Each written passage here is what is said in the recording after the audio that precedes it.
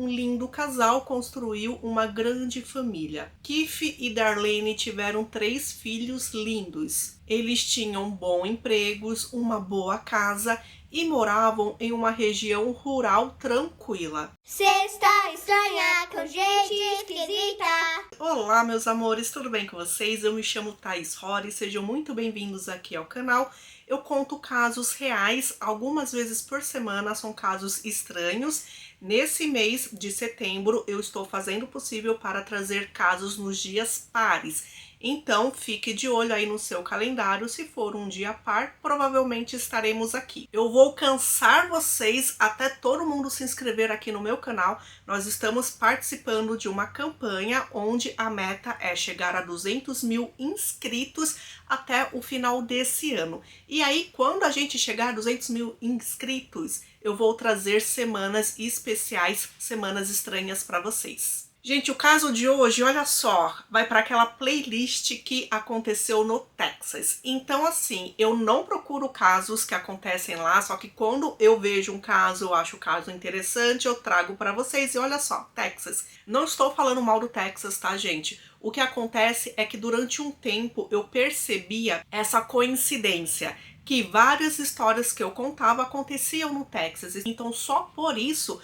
nós temos uma playlist de casos que acontecem lá. Só que eu não estou em nenhum momento falando mal do estado, tá? Até porque lá acontecem sim essas coisas, só que lá também as leis existem, né? Então, é só uma brincadeira pela coincidência que sim, aconteceu no Texas. Eu não assisti a todos os documentários relacionados a esse caso, só que eu vi que tem bastante, tem pelo menos uns 5. Se eu achar exatamente os nomes deles, desses programas, eu deixo aqui no comentário fixado para vocês, tá bom? Vamos lá conhecer a história de Keith Gentry.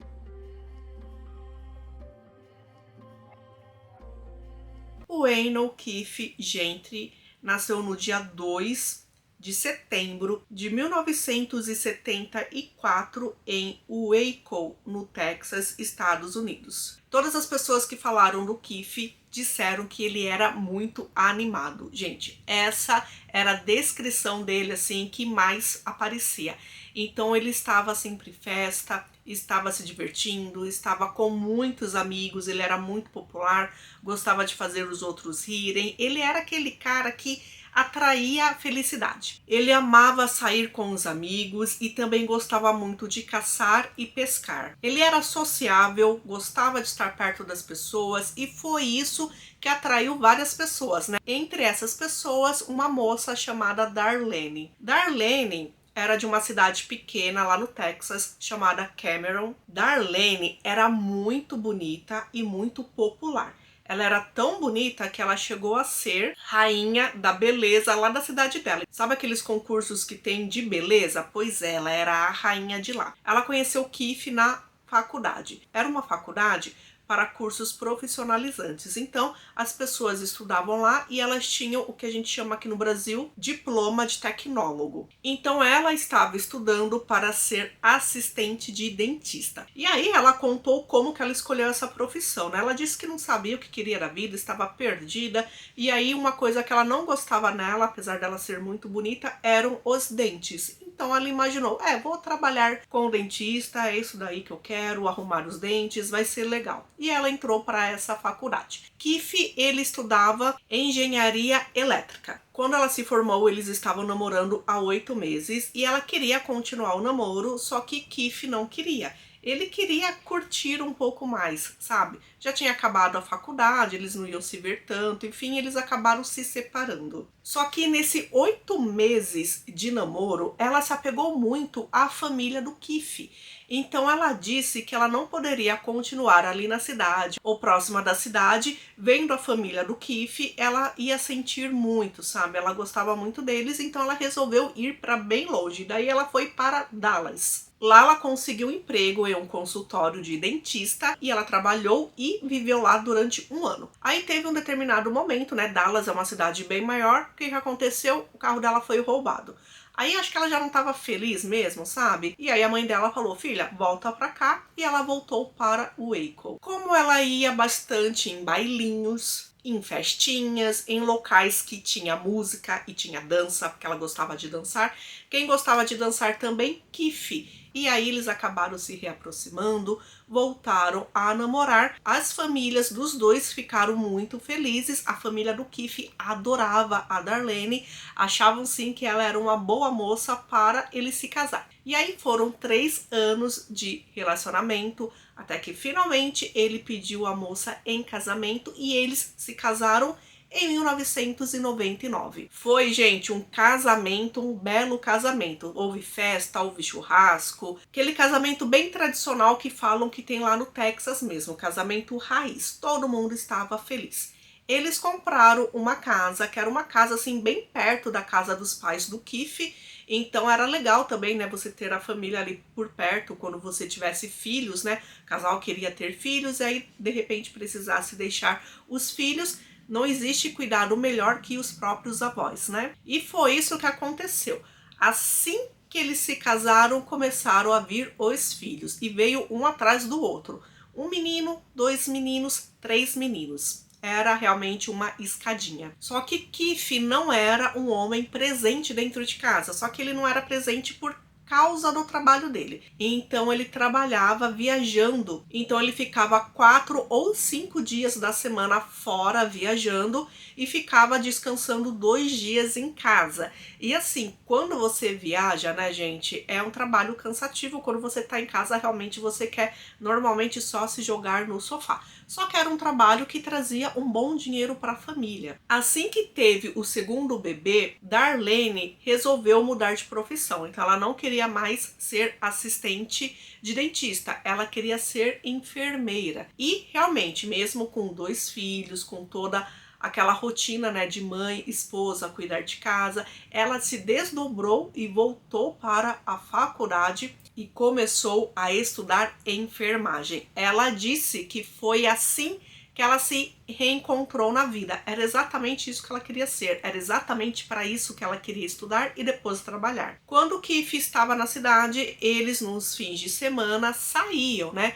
Então deixavam lá os filhos com os avós e iam sair, curtir. Eles tinham um grande grupo de amigos, então eles estavam sempre rodeados de pessoas animadas. Darlene sentia falta do marido em casa, principalmente com a criação das crianças. Eram 3 meninos e ela achava assim que eles precisavam do pai, mesmo sendo meninos ou não, né? A presença do pai era muito importante. E Keefe também percebeu isso, né? Ele percebeu que ele estava de certa forma perdendo a família dele.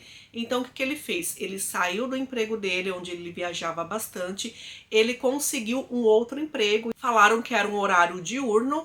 E aí o que acontece? Era um trabalho bem diferente do que ele fazia, era um trabalho de certa forma administrativo. E ele ia ganhar bem menos do que ele costumava ganhar. Só que como a família era muito mais importante do que qualquer outra coisa, ele aceitou e ele ficou em casa e ficou com esse emprego. Aí já foram 6 anos de casamento, nós estamos em 2005. Ele em casa, ele percebeu várias coisas. Por exemplo, ele não concordava com a forma que Darlene educava os meninos. E ela também não gostava da forma que ele tratava os meninos, né? Então ele dizia que ela deixava as crianças muito à vontade, sem disciplina, então eles gritavam demais, eles faziam muito barulho. Segundo ele, era o aspecto que mais incomodava ele. Nessa época, Darlene já tinha se formado, ela estava trabalhando na área de enfermagem.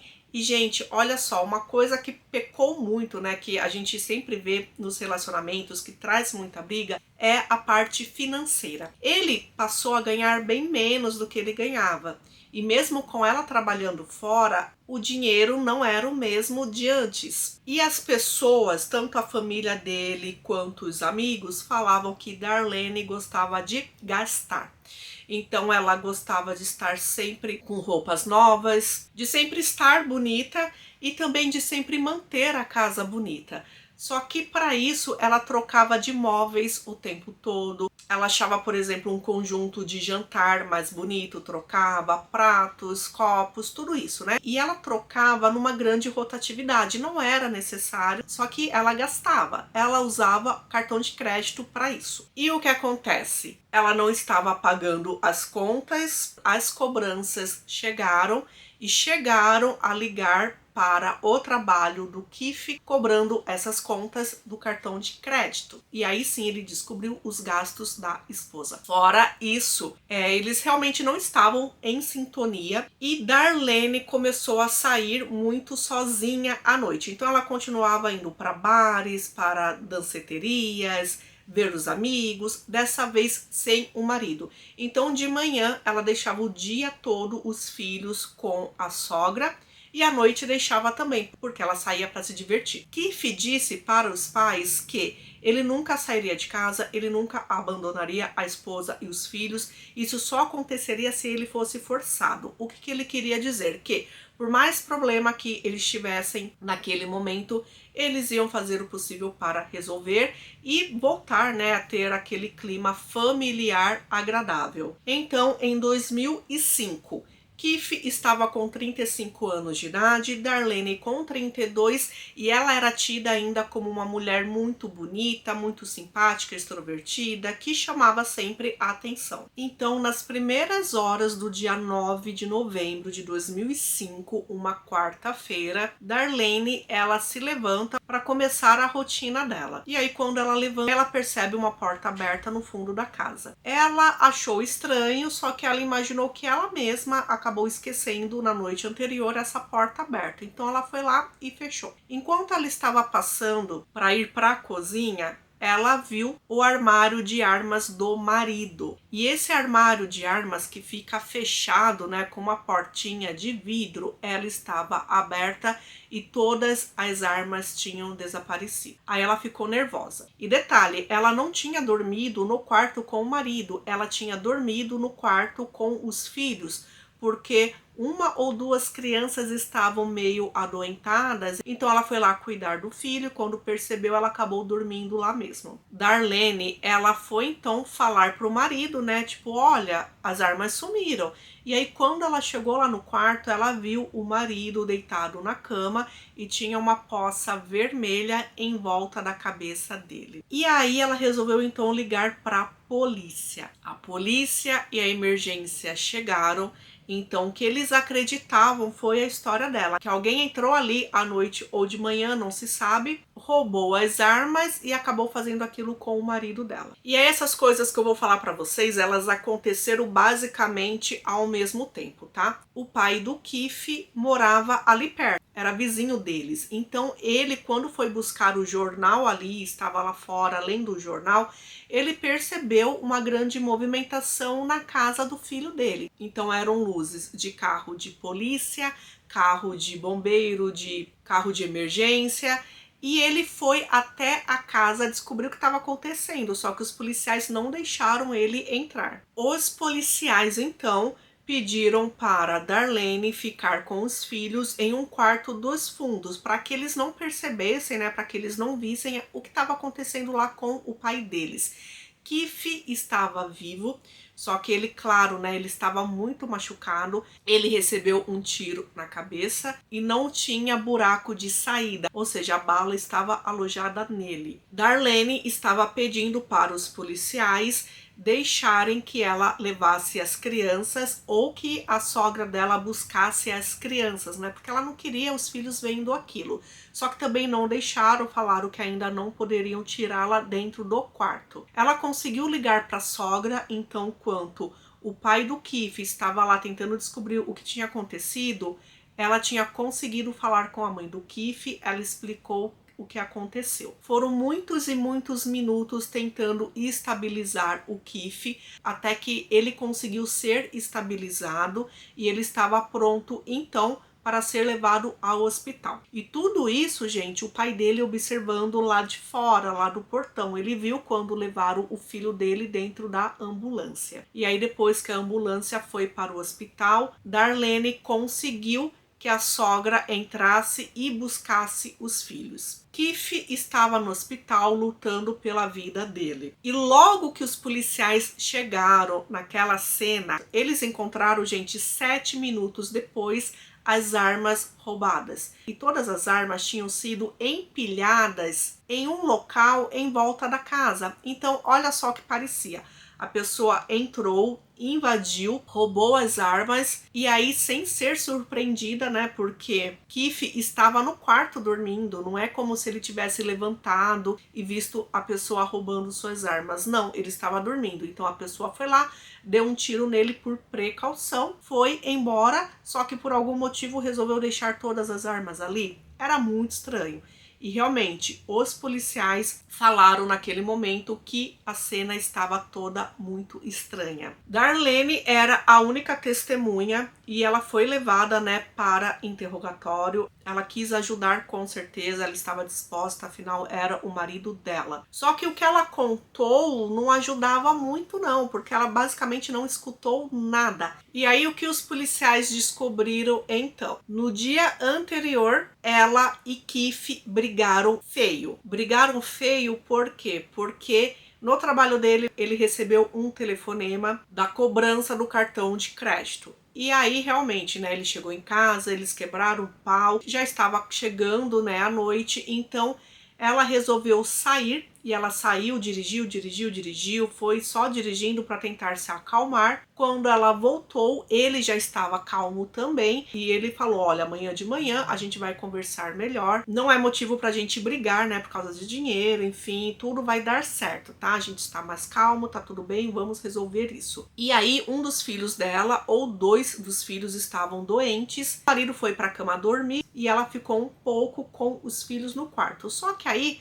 ela mesma acabou caindo no sono, né? Quando ela viu, ela dormiu a noite inteira lá, já estava amanhecendo e ela levantou para fazer as coisas que ela costuma fazer ali do dia a dia. Então, quando ela viu a porta aberta, ela imaginou que ela tinha deixado a porta aberta da noite anterior. E aí ela viu o armário de armas vazio. Só que, gente, detalhe, esse armário, ele não estava arrombado, ele não estava com a porta quebrada, ele estava simplesmente aberto. Então, a pessoa que roubou as armas sabia ou teve o trabalho de procurar a chave, achou a chave em cima do próprio armário, foi lá, abriu e pegou as armas. Só que depois disso, jogou as armas lá no quintal. E por que então que atirou no Keith, sendo que o Keith, pelo jeito, não notou nada? Claro que perguntaram para Darlene se ela escutou o tiro e ela disse que não escutou nada. E, gente, era uma casa de somente um andar e era uma casa pequena. Como tudo isso aconteceu e ela não escutou nada, né? Principalmente o barulho de um tiro. Outra coisa também, perguntaram se ela tentou fazer alguma coisa, tocar no marido, ou fazer qualquer procedimento, né, para que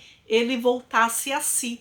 E ela disse que não, que nem encostou nele. O que acharam estranho também, né? Porque qualquer mulher desesperada que visse o marido daquele jeito ia tentar virar, ia tocar, ia tentar ressuscitar qualquer coisa. E, gente, ela era enfermeira licenciada. Ela saberia fazer alguma coisa. Só que o que ela disse, que ela só pensou nos filhos, ela não queria que os filhos vissem aquilo, que percebessem o que estava acontecendo, então ela só pensou nos filhos. E realmente ela travou, ela poderia ter feito alguma coisa para tentar ajudar o marido, ela não fez nada porque ela travou. Enquanto ela estava lá em depoimento, foram horas de depoimento, o xerife do caso recebeu um telefonema do hospital, eles informaram que Keith estava com morte cerebral. Então liberaram ela foi para o hospital, eles a levaram, lá já estavam todos os amigos, toda a família, e os médicos deram a opção então para desligarem os aparelhos, né? Ele já estava com morte cerebral, eles não deram nenhuma perspectiva de que ele sobrevivesse. Então Darlene assinou os papéis, autorizou que desligassem os aparelhos e logo depois Keith acabou falecendo. O que os detetives falaram é que ela, claro, estava triste, chorando, só que ela não teve aquele baque, né? Ela não desmoronou. O que, gente, para mim isso não quer dizer nada. Cada pessoa reage de um tipo diferente. Tem caso de esposas que desmaiam, que ficam bastante abaladas e quando é investigado, elas que causaram tudo aquilo, né? Então, cada pessoa é diferente, cada pessoa reage diferente. Só que nos programas que eu assisti, os policiais falaram isso, né? Que perceberam uma certa frieza nesse momento, né? E aí eu estou falando isso. Depois disso, né, voltaram com ela para o interrogatório. Eles tinham certeza que Darlene era a única envolvida no caso. Ela ficou cerca de 5 horas com eles e ela disse que não tinha o que confessar porque ela não fez nada. E ela disse que percebeu que eles estavam querendo colocar a culpa nela, até que ela resolveu levantar e ir embora. E foi nesse momento, então, que ela optou pelos direitos dela. Um desses direitos era ficar em silêncio e o outro direito era o direito a um advogado. Todas as armas que Keith tinha eram armas legalizadas. Então, as armas tinham registros. Quando os policiais foram fazer o inventário, verificaram que faltava uma arma dele. Ele tinha uma arma registrada que não estava ali. E essa arma era uma arma de calibre 22. E o médico legista descobriu algo bem importante quando examinava o corpo do Keith. Lembrem que eu falei, né, que a bala não tinha saído dele. Então ele conseguiu localizar essa bala e verificar que essa bala era de calibre 22.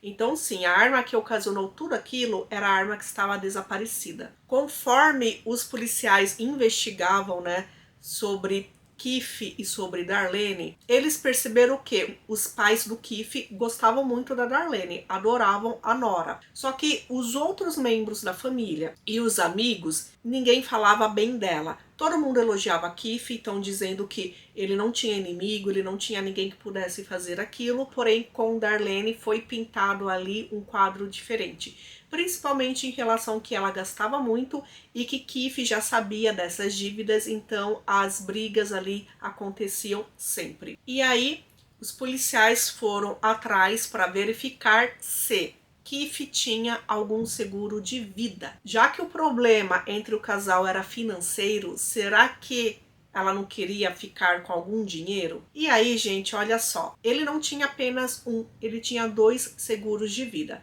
Tinha um seguro que ele mesmo acabou fazendo e tinha um outro seguro que a empresa que ele trabalhava oferecia. E juntando, gente, esses 2 seguros de vida, Darlene receberia o valor de 750 mil dólares. Então, pegando a calculadora aqui para fazer nessa conversão como se fosse R$5, né, cada dólar, a gente sabe que oscila, ela receberia o valor de 3.750 mil reais. É, gente, pois é, dinheiro envolvido. O detetive falou que ele buscava outras linhas, né, de investigação, só que toda a investigação que ele fazia parava em um ponto, Darlene, então só podia ser ela. Dia 27 de novembro de 2005, ele pediu um mandado de prisão e ela foi presa e acusada de tirar a vida do marido. Os pais dele não acreditavam nisso, acreditavam que ela era inocente, então os pais do Keith fizeram uma vaquinha,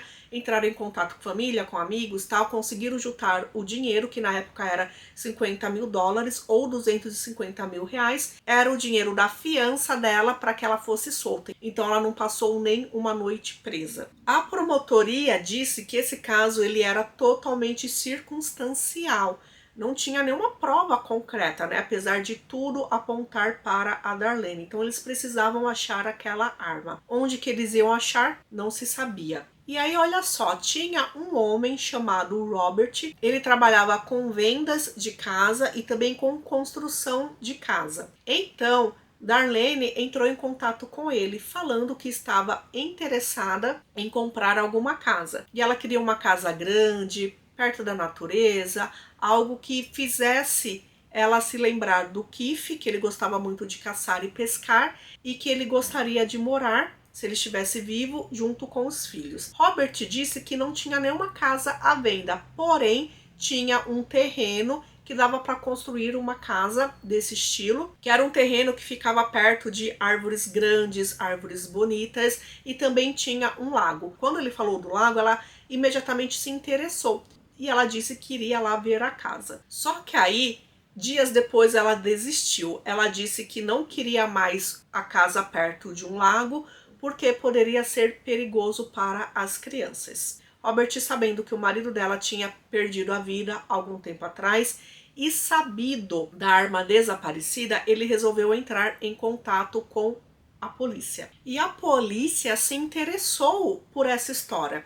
Então, de repente, ela queria uma casa perto de um lago, encontrou, só que de repente não queria mais esse lago, era meio estranho. O que eles fizeram? Eles foram até o lago porque eles desconfiavam que talvez ela tivesse jogado a arma lá. E também o construtor Robert também pensou exatamente a mesma coisa. E quando os policiais foram lá, eles, gente, rapidamente encontraram a arma calibre 22.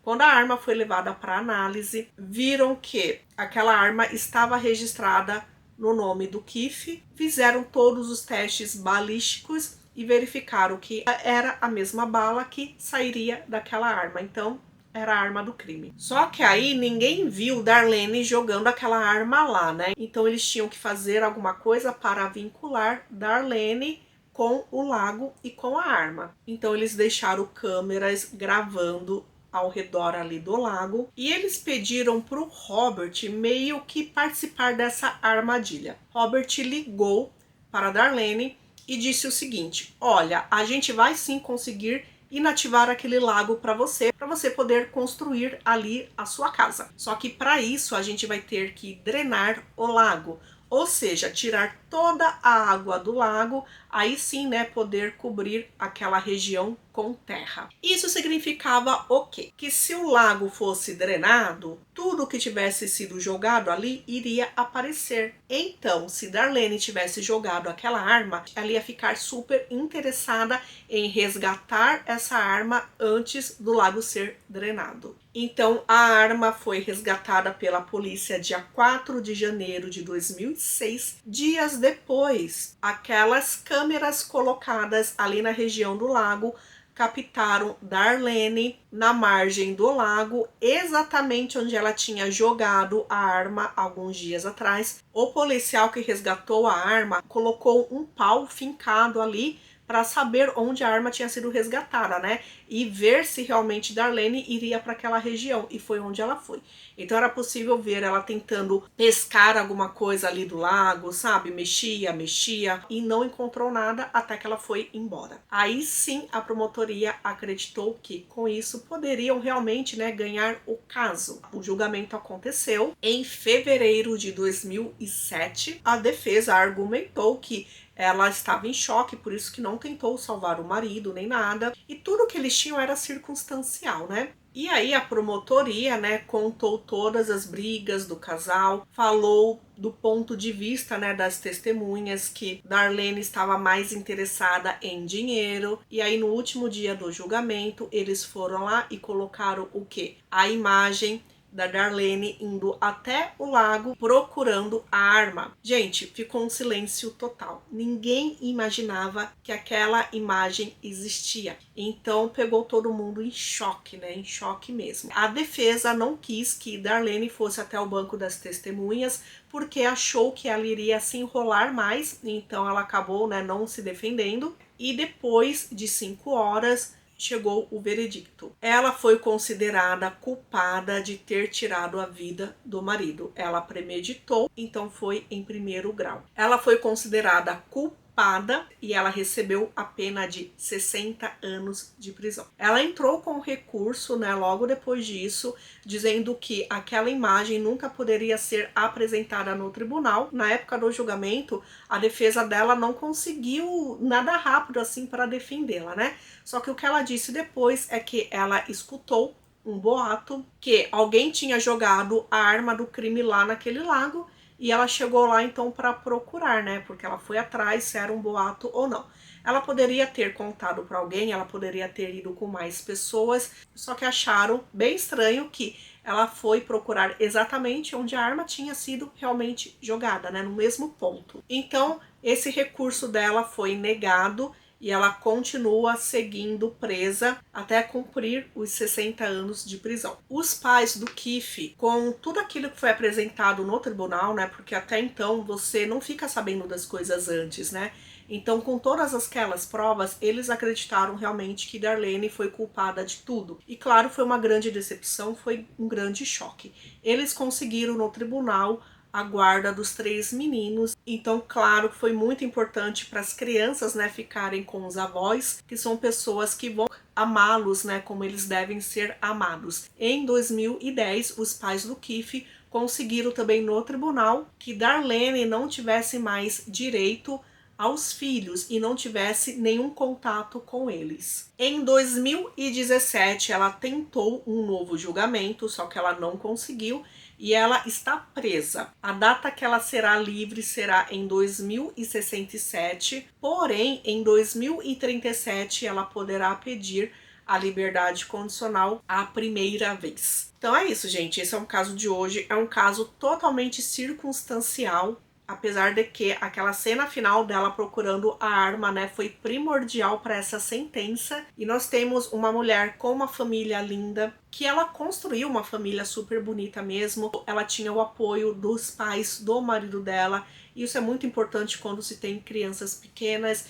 Infelizmente, ela achou que a única forma de consertar a vida dela seria através do dinheiro e para isso o marido tinha que perder a vida. Uma pena mesmo. Bom, a gente se vê então num próximo caso, tá? Dá uma olhada aí nas playlists. Esse caso ele vai para algumas playlists do canal, que são os casos que aconteceram no Texas e também as verdadeiras mulheres assassinas. Então a gente se vê num próximo caso. Tchau, tchau!